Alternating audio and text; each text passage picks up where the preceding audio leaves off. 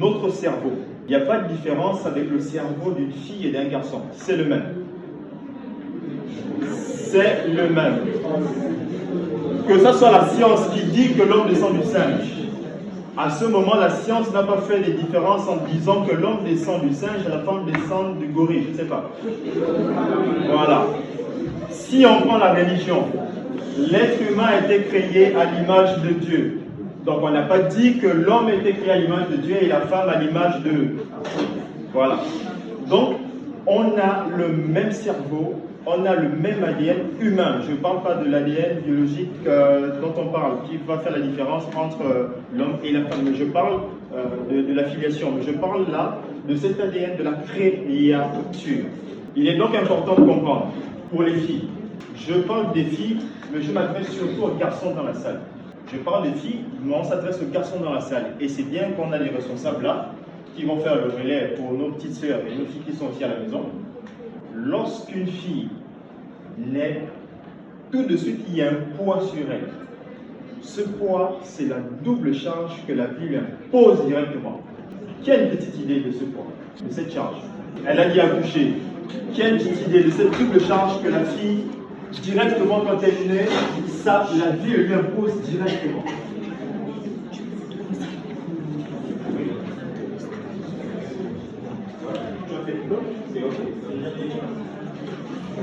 Ok. Alors, il est important de nous souvenir que peu importe notre âge, mais dès qu'on a commencé à écouter, ce qu'on entend, ce sont les parents qui nous dictent déjà qui nous devons devenir et ce que nous devons faire. Et c'est plus perceptible lorsqu'on a déjà 4 ans et 5 ans. On sait déjà exactement que la fille est faite pour la cuisine. On sait déjà qu'elle est faite pour le ménage. On est en train de se parler. Nous aurons le temps de ménager. Elle est directement très bien. Il y a une qui a directement le foyer à la maison. Et que on a mangé dans la nuit, le matin, vous devez aller à l'école. Et la vaisselle doit être faite. Qui fera la vaisselle? Le doigt dit être Montesquieu. C'est la question. Vous comprenez? Cette façon de voir les choses, cette façon de faire, c'est ce qui va déjà buter dans son cerveau. Et ça va devenir une charge. Parce que lorsqu'elle ne va pas pouvoir le faire, pas parce qu'elle aura refusé, mais parce qu'elle n'aura pas pu le faire, ça va commencer à devenir un fardeau. Et lorsque ça devient un fardeau, on développe ce qu'on appelle le stress. Tous les problèmes de santé que nous avons est lié à notre stress. Que tu sois adulte, que tu sois enfant, même si on a l'impression que les enfants ne comprennent pas leur environnement, mais c'est faux. Les enfants comprennent leur environnement. Le stress a 2 niveaux. Le premier niveau, c'est celui qui nous permet d'en parler. Donc c'est la mauvaise gestion du stress qui, pour les adultes, même pour les enfants, on a eu une expérience sur un jeune économique. On a trouvé des enfants de 4 ans avec du diabète.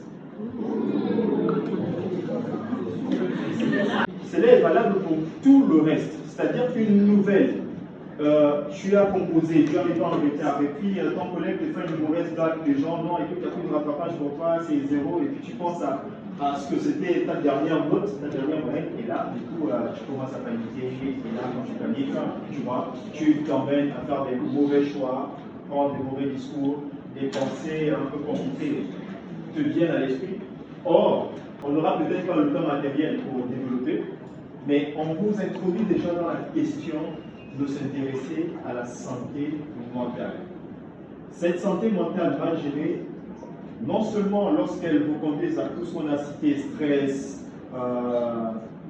peur, manque, faible estime de soi, tout ça nous conduit à ce qu'on arrive, parce que l'on est en milieu scolaire, à l'échec scolaire. On abandonne les études. On va faire une petite pause et de se dire, pour ne pas trop vous saturer. S'il y a des questions avec la première intervention et la deuxième intervention, c'est le moment pour qu'on progresse, de sorte à ce qu'on ne soit pas tous noyés par la mauvaise gestion du temps. Merci d'avoir écouté cette première partie.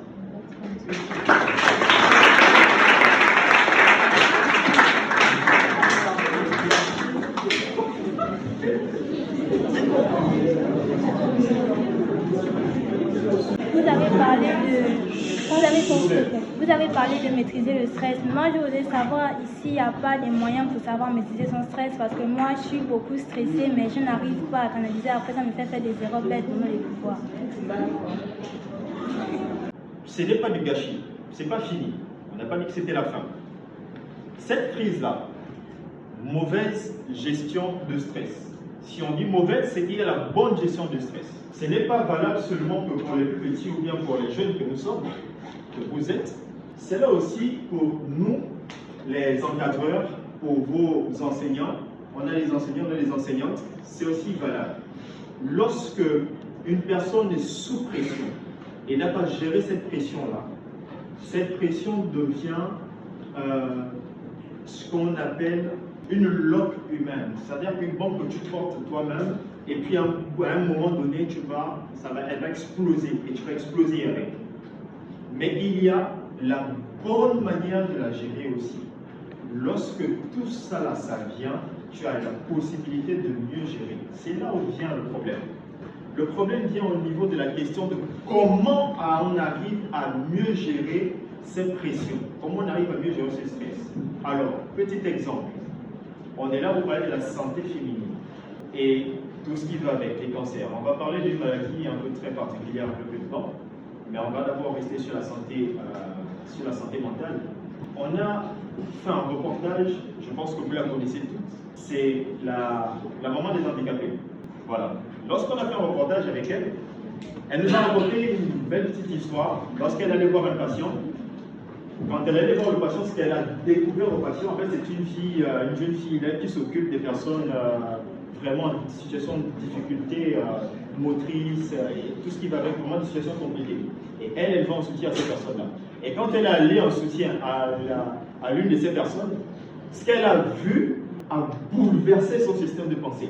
Et tout de suite, elle a été choquée, traumatisée. Elle dit qu'elle a réglé de suite. Oh.